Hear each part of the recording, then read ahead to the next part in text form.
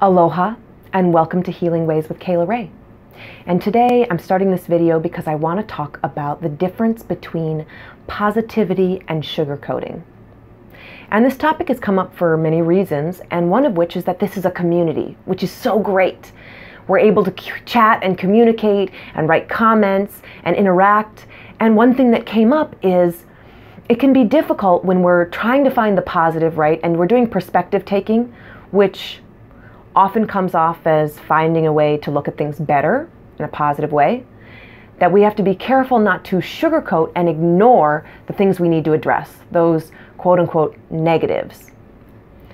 And there is a big difference. So first, let me address what perspective taking really is. Perspective taking is looking at the alternative way of looking at something. Okay, that's it. Just another view, a bird's eye view, another angle.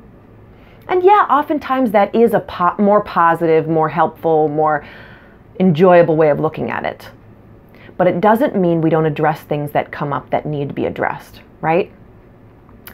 So some people look at spirituality and people in their spiritual growth and think they're sugarcoating things because they seem positive all the time. Well, you know, part of that is a projection, right? That the people who are looking at those people, they don't like that because there's a lot of negative in their life. And how can they be so damn happy? Okay, so they have that option too about being happy, about looking at things differently. But there is a certain portion in which we have to be careful and we don't pretend things aren't happening.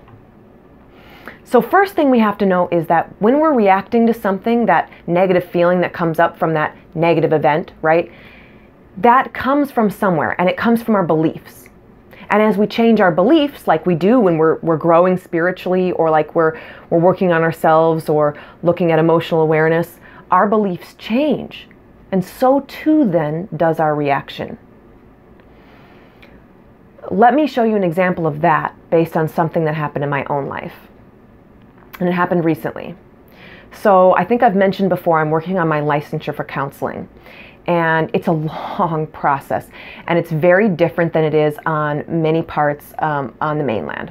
Okay, so it's kind of backwards. I need to do all of my supervision hours before I can take that big exam, which means that I don't remember a lot of stuff and I have to restudy. It's been many years, and it's taken me a long time to get that supervisor. So everything, the whole process has been delayed. Well, finally, I got my application in. It was about a month and a half ago, and it took them, or maybe 2 months ago, it took them a long time to review it. And I'm waiting. And a lot of things are happening in my life since then. Eventually, I get this thin little letter, just one little letter from the state. It's clearly one piece of paper. That doesn't excite me very much. That makes me very nervous. I don't know about you, when you get a letter like that, it can scare us a little bit. So I open the letter and I'm already feeling kind of down about it. I have a bad feeling about this. And the letter says, I don't have enough credits. What? What do you mean I don't have enough credits to meet the criteria? I'm spinning out for a minute. I'm not even reading the form properly. All of a sudden my mind goes to this, like, my whole life's work. I've been doing this for how many years? I mean, I can't become a counselor in the state. What am I doing? What am I doing here? I have to change my whole life, right? I had a moment of that, like, panic. And it all comes from my beliefs. What I believe about this letter, what I believe about all I've been doing all these years, right? So I noticed this in myself, because I'm getting better at watching my reactions. I took a breath and I thought, do I want to do this? Because the old version of me would have cried, sobbed, bawled. I'd have felt terrible. I'd be spinning out like crazy. And it's because that was a way for me to get help. It was useful for me in many ways. When I totally fell apart, other people could step in. I'm sure there were more to it, but that's one thing I can recognize right now, right? And I'm seeing that's not the way I want to be anymore. There's no one to help me on this. I need to figure this out on my own. So I took a pause and I read it a couple more times, and I realized what they were saying is on the coursework form, the way I filled it out, I only showed the required courses under the required sections. And I'm thinking now what I was supposed to do is write out every course, even though it's a PDF. You can't change it. There's only 3 lines under each thing. I need to fit more in. I'm going to have to rework this whole thing. But I think that's what they're talking about. Anyway, the details don't matter. The point is, I could spin out. I could totally spin out, but right now I don't have all the information. I could let that totally freak me out and get obsessed about it and let my emotions totally overcome me. And it might warrant some stress, right, in that moment. It might warrant me to do something, because those emotions, they're action emotions. They tell us to do something. So what I tried to do is separate myself then. I went into observation. I'm observing the situation. What are the facts? The facts are there's something about my application that isn't right, that if I continue and let it go as it is, I'm not going to get my licensure, that I can't progress further. I obviously don't want that. So there's action that I need to take. There are things I need to do. I can't ignore that. It's not going to just go away. Well, it will. It'll just go away like nothing's ever going to happen.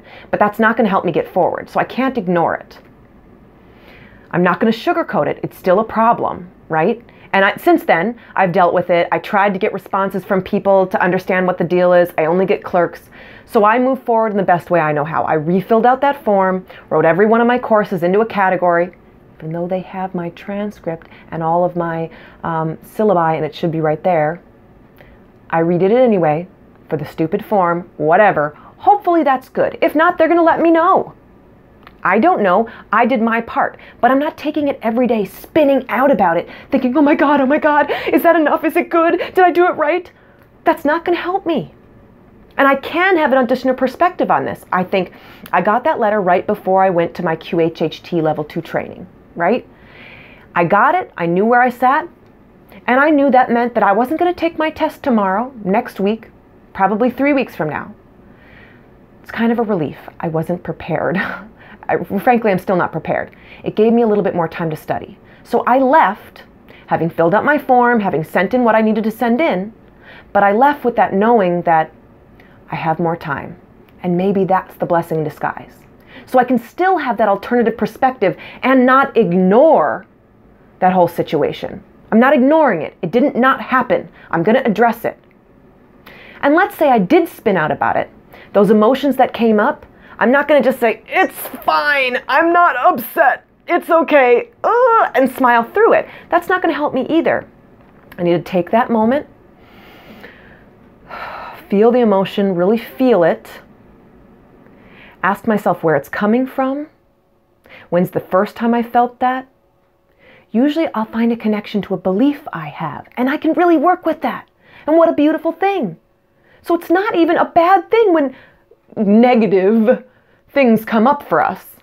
And the reason I do these air quotes is because I don't really know that it's negative per se. I find a way to look at that as a blessing too. But I'm not ignoring it. I'm not ignoring it. I just know that there are bits that for me to do, and there are bits for the universe to do.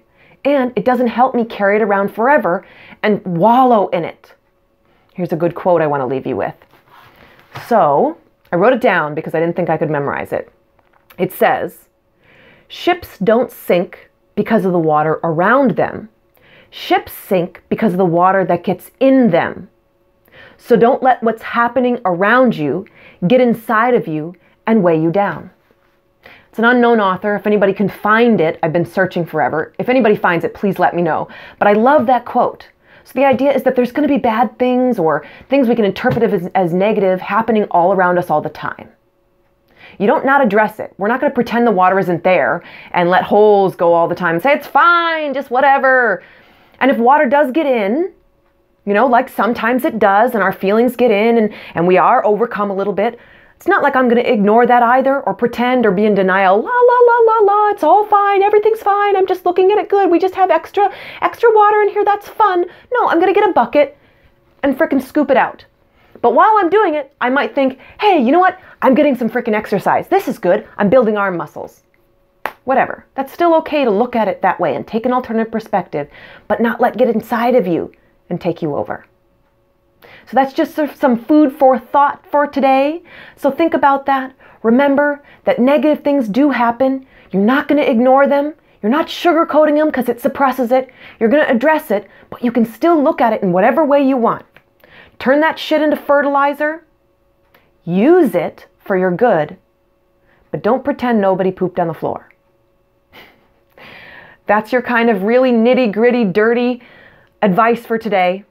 Take it how you will, whatever perspective you want. And thanks for joining me. And until next time, aloha.